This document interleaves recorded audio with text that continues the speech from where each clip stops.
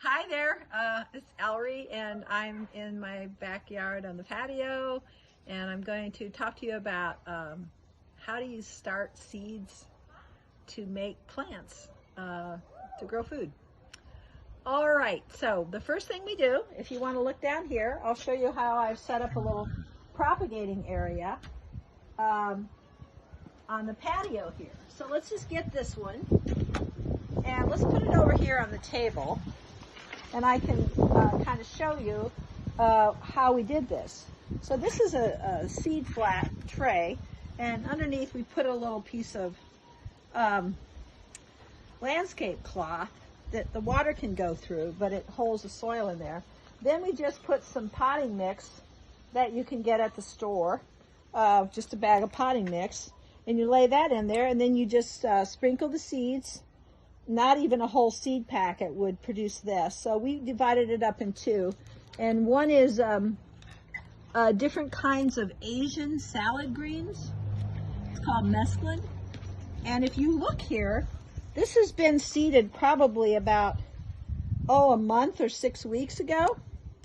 And you can tell by looking at it, just get a close-up here, of all of the different species of green. So this would be a mustard green here, and this I'm not sure what all the different names are, but if you look, see this one has really lobe leaves, and then there's some darker ones here. There's some more mustard. Here's a dark one. And so what we do is when they get, here's a beautiful dark one. When they get a little larger like that, I'll show you how we're going to transplant that. But then I want you to notice, okay, these were all the mixed Asian greens, the mesclun. And over here, some of the greens got on this side, but you can see here there's a different type. And this is Black Beauty eggplant. So the eggplants germinated later than the greens, and they're just starting, but they just got their juvenile leaves. This one's just got a third leaf on it. So they're not quite ready to transplant. They're just now, they were much slower to germinate. You see how big this mustard is compared to the little eggplants? So we're just going to have to wait, but maybe we'll do another video of my transplanting the eggplants in a little while. But this just goes to show you, how many different species of greens that are very popular in Asian restaurants and so forth, Asian homes, and we're going to grow those. All right, another thing I wanted to show you is sometimes you may not have all of the nursery products that you need to have a real variety of vegetables, and you don't have much room. Maybe you just have a little patio or a balcony, but you've got some southern light, so the light is shining there for 6 to 8 hours a day, and that's really what you need to grow vegetables. Because most vegetables, except of course the Asian greens here, but the eggplant, the tomato, they originate in tropical areas of the world. So tropical means, it's warm temperatures. And that's why in California and lots of parts of the US, we grow the food plants, which are tropical annual food plants. We grow them in the heat of the summer.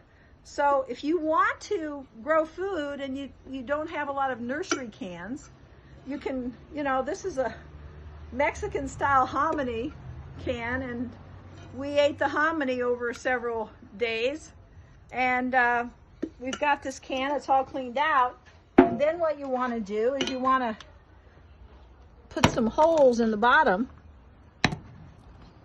so it's going to drain. You don't want to ever plant a food plant or any plant that you're going to grow without having it drain through, because you're going to overwater the plant. The water wants to pass through, okay? So this is going to be a planter, and we're going to fill that up. We're going to put a plant in it later. All right, so let's go over here. Let me just show you a few other things that I did that you could do, on your patio. So here, anybody know what these plants are? Well, these are beets. So originally I got a little seed packet. I didn't grow these from seed. They're these tiny little seedlings, but they're all cramped together. So I separated each one. So there's a beet, and there's a beet, and there's a beet, there's a beet, there's a beet. So how many beets? Probably we're gonna have 10 beets in this pot, right? There it is. So you can have a real nice dinner of beets from this one pot. Now the other thing I want to point out is one of the most nutritious greens that you can eat are beet greens. But we don't want to eat these beet greens because, not at this point, because the beet that's growing below the ground, it needs, the plant needs to photosynthesize all these leaves to continue to grow so that the beet is going to grow. But once the beet is ready to harvest, then you can